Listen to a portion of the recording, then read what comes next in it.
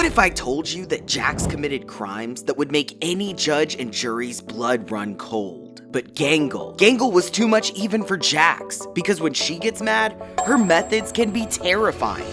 Digital Circus is a place for fun, but underneath the colors, the visuals, the glitches, and the absurd adventures lies a place where trapped humans are slowly losing their minds, all while going on crazy adventures. And of course, in a place like that, there will be crimes. So today, we're counting the crimes of all major characters, while especially focusing on the villains. And we're using real-world American laws to calculate their punishment.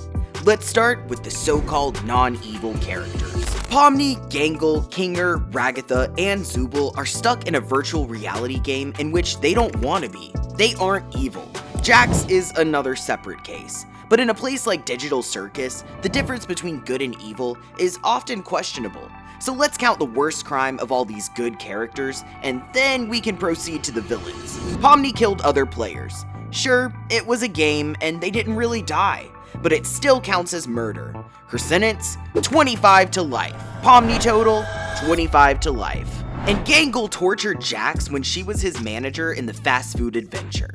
She didn't just make him do extra work, she also performed some type of brainwashing on him, trapping him in a dark room where he was forced to watch the video guide on how to be a good employee. Her crimes would be false imprisonment and psychological torture. If she was convicted, she'd be looking at 5 to 10 years. Let's count it as 10. Gangle total, 10 years. Ragatha probably didn't do anything wrong, except when she took one of Jax's lives, but that was self-defense. Ragatha total, no charges.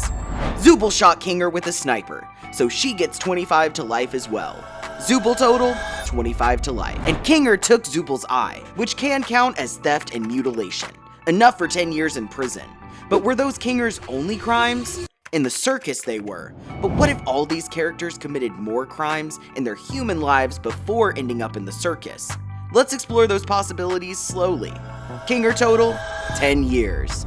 Gloink Queen is the final boss of the first episode. She is a royal figure and queen of all Gloinkonians. Her major crime? Theft of Zooble's body parts. Zooble is disassembled and carried away piece by piece. Now, even though this is a digital body, we are treating it as a legal person with bodily autonomy. Therefore, this isn't just ordinary theft. It's a mutilation and theft of essential body parts, which also makes it an assault, because removing someone's limbs qualifies as physical harm, and Zooble obviously experiences distress and loss of function. The Queen incorporates Zooble's body parts into herself, and that makes it an aggravated assault because it's a serious and degrading injury. For theft, which we can count as body parts theft, she would be looking at 6 to 30 years in prison, and for aggravated assault, 2 to 20 years. We can count it as a 10-year prison sentence. But the thing is, Gloink Queen is just an NPC villain, and as such, she couldn't really be charged for her crimes. Legally, the responsibility would fall on her creator. It's what we call defective product liability. So, her sentence would be attributed to her creator, Kane. And the Queen isn't the only NPC villain that's part of Kane's absurd adventures. Running count Kane, 10 years. Gummy Goo is another. He is the boss of a gummy bandit group whose task was to steal the Candy Canyon Kingdom's maple syrup for his village. And our protagonists were there to stop him and his brothers. But Gummy Goo had a special story. He wasn't an ordinary NPC. He was the one who discovered that it was all fake. Because when the crew started chasing them, something unexpected happened. In an attempt to lose them, Gummy Goo drives onto a side rocky road and ends up falling into a canyon, which causes the two trucks to collide, sending Gummy Goo and Pomni flying into a rock that clips them into the void. When Gummy Goo awakens there, he discovers duplicate models of himself and all the realm's inhabitants. Needless to say, this deeply disturbing experience crashes his entire reality and he falls into a complete existential crisis. Pomni then arrives and reveals that he and his brothers are actually NPCs. Gummy Goo's crimes would include grand larceny and reckless driving. For grand theft, he'd be looking at 1 to 10 years in prison, and for reckless driving, up to 1 year. Combined, if he gets charged and convicted, we can count it as a 5-year prison sentence. But just like with the Queen, these crimes couldn't be attributed to Gummy Goo because he's an NPC. So once again, Kane takes the fall. But of all the NPC villains, there was one whose voice alone would send shivers down your spine. Running count Kane, 10 plus 5 years. Baron Theodore Mildenhall is a well-mannered, aristocratic spirit who resides in the Mildenhall Manor. While he was still alive, his estate was attacked by a creature that haunted him for years. He slowly became paranoid, and while trying to kill the monster, he accidentally mistook his own wife for the creature and shot her, turning her into a ghost. The Baron eventually killed the creature, but it continued to haunt him. At some point, he realized that the creature was actually an angel, and his punishment for killing it was being sent directly to hell. The Baron's main goal was to take someone's body because he needed a living host to escape from hell. Because of that, he manipulated Pomni and Kinger, making them believe they needed to kill the creature, hoping to take their bodies once they were sent to hell. His crimes would be double murder, reckless endangerment, and enticement to commit murder since he manipulated Pomni and Kinger, trying to make them commit a crime. Combined, the minimal outcome would be 25 to life, if someone could be charged for the murder of an angel. Let's count it as a 30-year prison sentence. And of course, since Baron is yet another NPC, it's on Kane again. But the next character wasn't an NPC. His avatar in the game was a clown, and he lost his mind to the point to where even the Joker would be scared of him. Running count Kane, 10 plus 5 plus 30 years. Kaufmo was a human player. In the beginning, it's revealed that Kaufmo has abstracted in his room, having gone completely insane while thinking about the exit.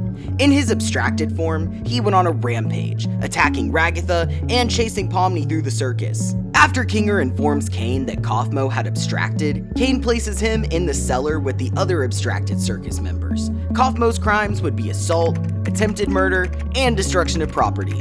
These crimes could be enough for a 20-year sentence. However, Kaufmo's abstraction is what in the human world would be considered a complete mental collapse. In a court of law, this would fall under the insanity defense. So instead of prison, he would be sent to a psychiatric institution. And these charges could result in 10 years in a mental asylum. Kaufmo total, 10 years in a mental asylum. And now, the one truly lovable character you've been waiting for. Jax was funny, careless, and chill most of the time. But at the same time, many theories suggest that he just might be the villain, and his list of crimes is enough to prove that. But what if Jax committed a crime far worse than anything you've seen on screen so far? But let's go from the beginning. For starters, he assaulted Gangle and Kinger, and he assaults people a lot, just for fun. So Jax may not be a typical villain with an evil agenda, but he's definitely evil. Ladies first. No, wait, why would I say that? And he never misses a chance to assault and use someone. And of course, he gives crazy excuses for his behavior, like this time when he allegedly just needed a bridge. So these are 3 counts of assault, and this is just the beginning, because Jax isn't the innocent vegan bunny, but a deeply inconsiderate and abusive character. Not long after pushing Pomni out of the truck, he fires his weapon at one of the alligator bandits, which can be counted as attempted murder. Later, he intentionally puts the whole village in danger, just for his own amusement, by leaving the gate unlocked and letting the fudge monster enter the village. This can be counted as a crime against public safety. Assault charges never end with Jax, and his favorite target is always Gangle, because this is just one of many times he attacked her. And let's not forget his #1 psychopathic moment when he threw Ragatha in the deep fryer. This kind of brutal, aggravated assault alone would probably be enough to make the judge's blood run cold. And if that wasn't enough, he even had his own idea for an adventure, which included him shooting a red ribbon, which, according to him, is an endangered species. But it's actually just Gangle. For this crime alone, the additional charges would be hunting an endangered species and animal cruelty. Enough crimes for a life sentence, but entering the White House with a bomb was one of those that sealed his fate, because that counts as terrorism. Then, of course, there's the baseball game, which adds another count of aggravated assault. And what happens when Jax gets a gun and is encouraged to use it? Well, he will shoot everybody, and he'll try his best to turn others into cold-blooded killers as well. In this case, Pomni. So, can these be counted as murders? It was just a game, right? They didn't really die. Yes, but everything was a game anyway, so we're counting it. But many would agree that Jax's worst crime is not murder, not assault or similar, but pressing that red button. Even if all of it was a game, they didn't know it, and he chose to stay in the circus and to keep all of the others locked in there with him. And this can be counted as false imprisonment and coercion. So the charges are at least 5 counts of assault, attempted murder, crimes against public safety, 2 counts of aggravated assault, hunting of endangered species, animal cruelty, 2 murder charges, terrorism, enticement to commit murder, false imprisonment, and coercion. The final result, if he is found guilty on all counts, would be 2 life sentences plus 100 years. But what about his crimes while he was still a human? Well, if the fan-made theory is correct and Jax had a car accident which ended someone's life, then additional charge of vehicular homicide would bring another 10 years. Jax total, 2 life sentences plus 100 plus 10. And finally, the ringmaster himself. We could charge Kane for false imprisonment, but since he wasn't the one who created the circus in the first place, we'll let that one slide. But who created Kane? Was he just the puppet of the mysterious puppeteers? Well, let's put him on trial and find out. And Bubble, his loyal assistant, is on trial together with Kane. And since Bubble is constantly trying to lick players and everybody against their will, the charges would be harassment, which could bring up to 1 year in prison. When characters abstract, which means that they lose their sanity and break mentally, Kane doesn't prevent it. He simply removes them and locks them away in the cellar. That is criminal negligence. Kane is responsible for maintaining the system, and he fails to provide any form of psychological safety. Except for that time when he tried acting as a therapist for Zubul. He tried, and he failed miserably. And I know what you're all thinking. He erased Gummy Goo. Yes, and we can count that as murder. Even though Gummy Goo spawned somewhere else, it's still murder because Kane erased him from the digital circus. Kane's main crime, however, is the constant creation of dangerous scenarios for entertainment. These so-called adventures produce hostile environments, aggressive NPCs, and situations where characters are placed in real danger. That gives us reckless endangerment. But the biggest charge of all would be unlawful human experimentation.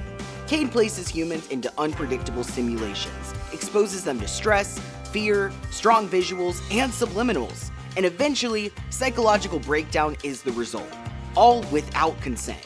This can count as illegal human experimentation, which is heavily prosecuted under federal law. That one alone is enough to land 10 to 20 years in prison. And if that wasn't enough, Kane also directly manipulates players' minds, making them remember their traumatic past and forcing them to act according to his will. That could be counted as coercion. So the charges would be criminal negligence, reckless endangerment, murder, coercion, and illegal human experimentation. And Bubble is charged for harassment.